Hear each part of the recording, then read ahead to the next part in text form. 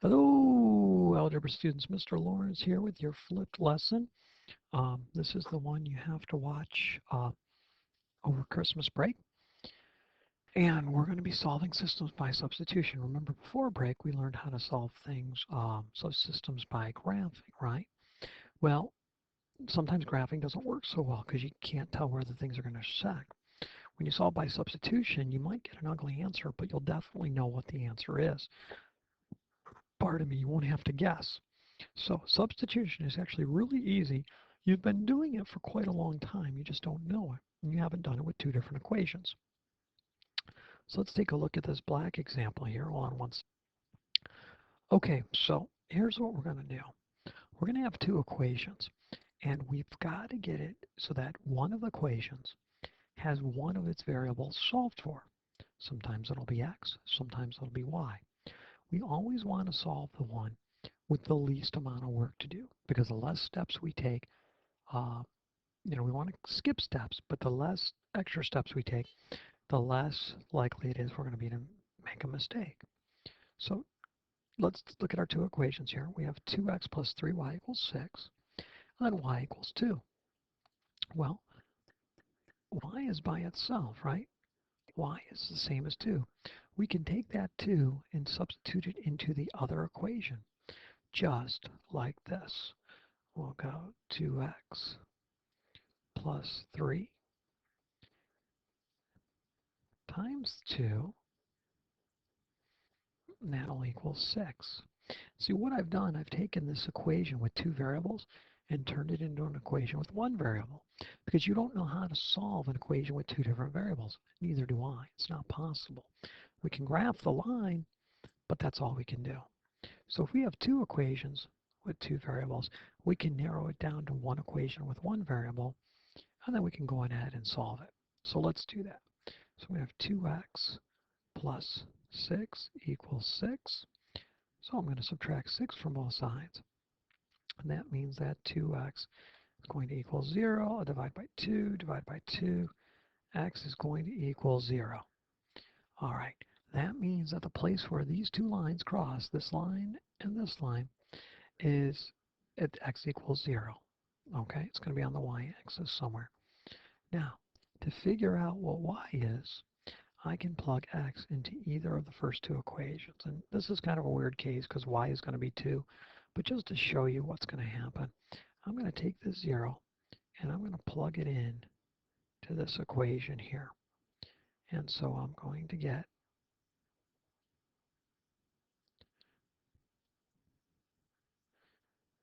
2 times 0 plus 3y equals 6. This becomes 0. I get 3y equals 6. Divide by 3. Divide by 3. Y is going to equal 2. And therefore they cross at the point 0, 2. Okay?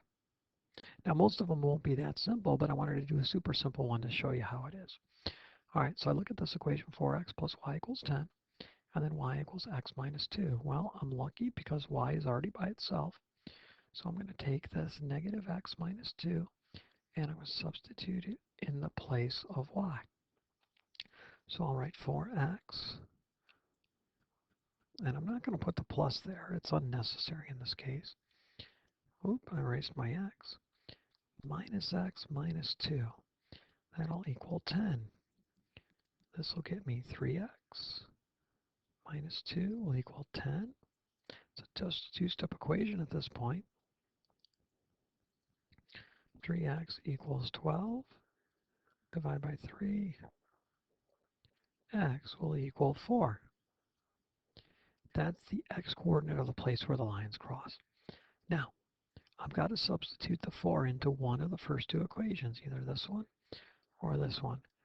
I'll plug it into this one because I think it's the least amount of work, because y is already alone. So y is going to equal negative 4, the negative from here, and then that x is 4, minus 2. And 4 minus 2 is negative 6, and so 4, negative 6 is the place where the two lines cross. All right, let's look at another example. Example 3, y is not alone, nor is x. I'm going to solve for the variable that I think is the least amount of work. Okay, and it looks like solving for y in the first equation would be the least amount of work. So I'm going to take 6x plus y equals 12. All right, and then I'm going to subtract 6x, and I'm going to get y equals 12 minus 6x. Now y is alone. Since y is alone, I can take this and substitute it in for y right there.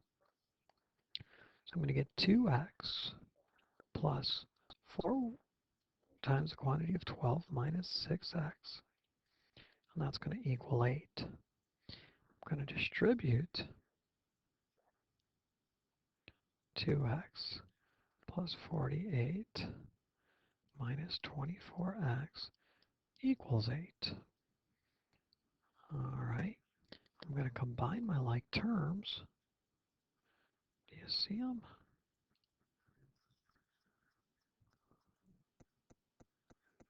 There we go. There's my like terms. So I'm going to get a negative 22x plus 48, and that equals 8. I'm going to subtract 48 from both sides, and we get negative 22x equal negative 40. Divide by negative 22, divide by negative 22. X is going to equal 40 over 22, but that simplifies. Divide by 2, and I'm going to get 20 over 11. So x is going to be approximately 1 point, thinking 81. Is that right? 81 repeating? Hold on one second. 20 divided by 11. Yeah. 1.82, I'll call it. I rounded it there. It really was 1.81 repeating 81, 81, 81, 81. So I turned the 1 into, I went to the hundredths place. All right, now that I have x, I have a choice. I can plug it into this equation, I can plug it into that equation, or I can plug it also into this equation because this is the same one as the top one, only y is alone. So y is going to equal 12 minus 6 times 1.82. So y is going to equal 12 minus, hold on, 0.82 times, looks like we're going to get 10.92. And so y is going to equal 10 minus 12 is 2. But I've got to take away these 92 cents more, so to speak.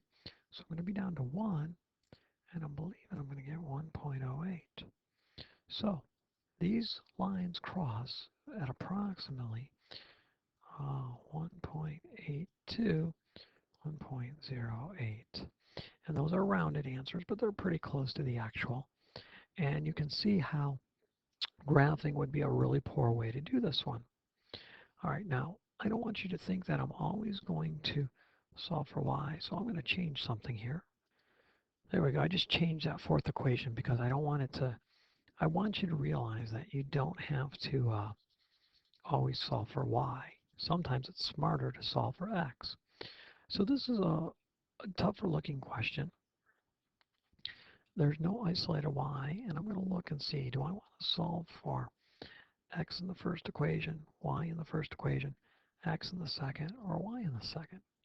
Well, I'm thinking x in the second is the best choice. You know why?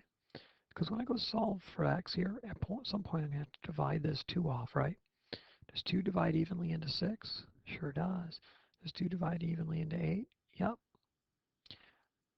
6 would be tougher because 6 doesn't divide evenly into 2 or into 8. Give me uglier numbers to deal with. The 5 goes into 15 evenly but doesn't go into the 3.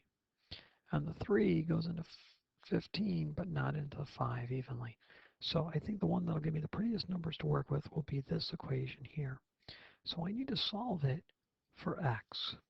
So the first thing I'm going to do is add 6y to both sides.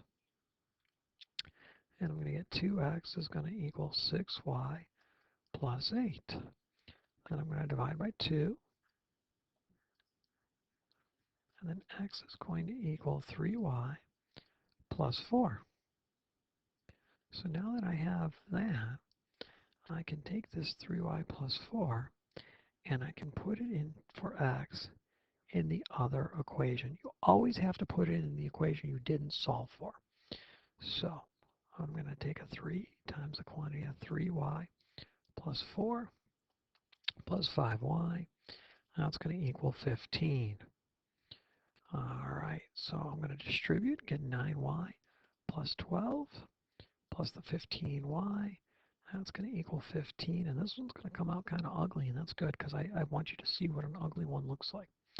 So 9 and 15 is 24y plus 12. That'll equal 15. Subtract 12 from each side. 24y is going to equal 3. Divide by 24. Divide by 24. And then y is going to equal 1/8. All right, now to get x, I'm going to take this 1/8. I'm going to put it in this equation here. So x is going to equal 3 times 1/8 plus 4. And so x is going to equal 3/8 plus 4. And 3/8 plus 4 is 4 3/8. So that means these points cross at 1/8. Oh, excuse me. Sorry about that. Hold on one second. 4 3/8. And the y-coordinate is 1/8. And there you go. Again, you see why solving by graphing isn't that great of a way to do it. Now, I really recommend that if you didn't take notes on this as you watch the video, to do that. Watch it again, take some notes, because this is an important skill that you need to master, and we're going to spend a day or two on it, and then we'll learn one other type of solving by systems. All right, that'll be it for today's lesson. Happy New Year to you all, and we'll see you on Monday. Get some practice with this. Mr. Lawrence signing off. Good night, everybody.